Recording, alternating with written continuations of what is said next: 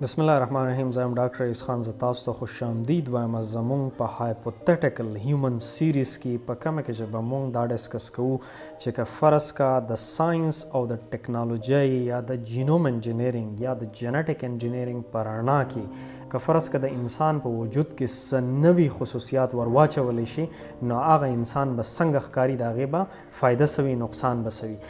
په دې نننۍ ویډیو کې به موږ دا ډسکس کوو چې که فرض که په انسان پورې ټیل یعنی لکۍ وی نو د هغه به د دې لکۍ به د دې انسان په اورال اناټومي باندې څه اثرات و، د دې به انسان ته څه فایده وه، څه نقصان به و. یوه فایده خو به د دې لکۍ دا وه چې دی به ایز اکسټرا لمب یعنی ایز اکسټرا خپې یا ایز اکسټرا لاسو کار کولو، او خاص کر په اوترایۍ چړایه باندې یا د ونو په خاښونو باندې یا په ونه باندې چې به انسان ختلو یا په داسې خطرناکو ځګونو باندې په کم ځای کې چې انسان ته د بیلنس ډیر زیات ضرورت وي نو په هغه ټایم کې به دې لکۍ د انسان ډیر زیات مدد کولی. بیا خاص کر په چټانونو باندې سفر یا غر ته ختل یا ونو ته ختل نو دې لکۍ به ایز اکسټرا لاس کار کولی او په دې باندې تا نه صرف د ونو خاښونه رانیولی شوه، نه انسان د ونو خاښونه رانیولی شوه بلکې کمرې او په غر کې کم کاڼي وغیره چې دي هغه هم رانیولی شوه او د انسان لاس او خپې به فری وې د بره ختلو دپاره، نو دی به ایز اکسټرا سپورټ کار ورکولی.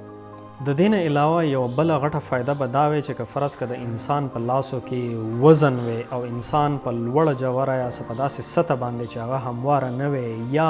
په داسې ځګونو کې لکه میله وغیره چې والی کم ځای کې چې د خلکو ډیره زیاته ګڼه وي او د ده په لاسو کې ډېر غټ لوډ وی نو د لکۍ به ایز اکسټرا سپورټ او د دې انسان په بیلنسینګ کې ډېر اهم رول ادا کولی او انسان ته به په دې لوډو چتولو کې کافي اساني وي. تاسو به خیال کړی کله چې انسان منډه وهي او اچانک ورته گیر راشي یا دی په منډه کې یو ټرن اخلي یا ټرن اخلي نو په دغه ټایم کې د انسان د شغېدو یا راغورځېدو خطره زیاته وي ځکه چې دی په دغه راتاوېدو کې د خپل بیلنس نشي مینټین کولی. نو که فرض کا لکۍ وي یا د کومو ځناورو چې لکۍ وي نو هغه په داسې قسمه منورینګ یا په ټرن اخیستو کې د هغوی ډېر زیات هیلپ ورکوي او دوی دا ټرن ډېره په اسانه او په بیلنس سره اخیستی شي. دویم تاسو به دا خیال کړی چې کله انسان جمپ وایي د یو ځای نه بل ځای ته ودانګي نو په هغه ځای چې د کله لینډینګ کوي یا پریوځي نو د ده د راغورځېدو خطره وي، خو که فرض کا په ده پورې لکۍ وی نو د راغورځېدو دا خطره به ډېره زیاته کمه شوې وه او د ده دپاره به خپل بیلنسینګ د جمپ په دوران کې د لینډینګ په دوران کې ډېر اسان وي.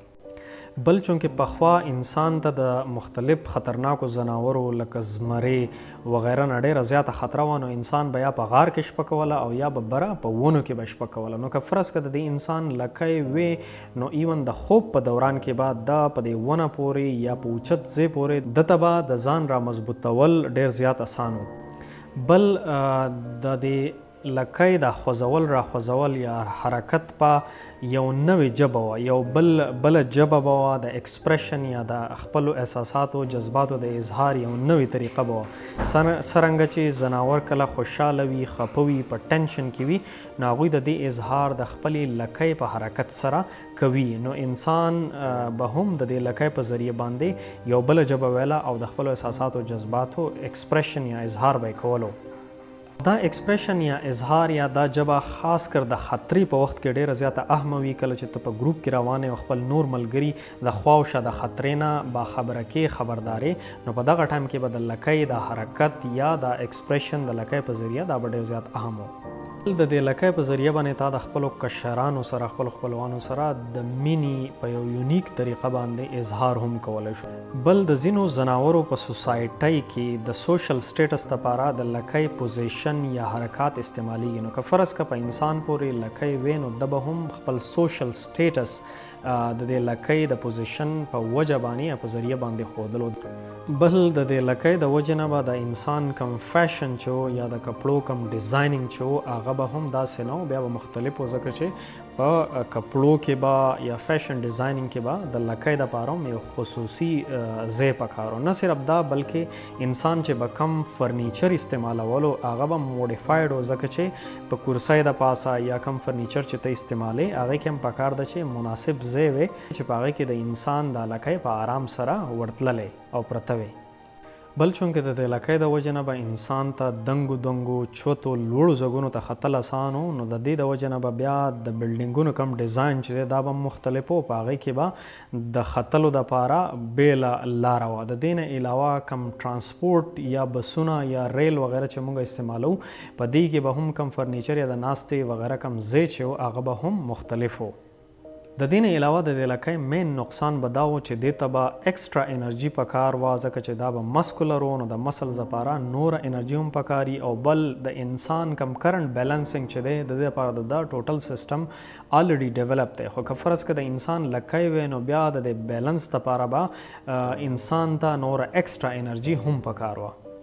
د دې نه علاوه بل غټ نقصان به دا و چې په میداني علاقه باندې لانګ ډسټنس رننګ یا که فرض که تا ته ډېره زیاته اوږده منډه په کار وه، نو د هغې کې به هم د دې ډس اډوانټیج و، فایده به یې نه وه، نقصان به زیات و او ته به زر ستړی کېدی.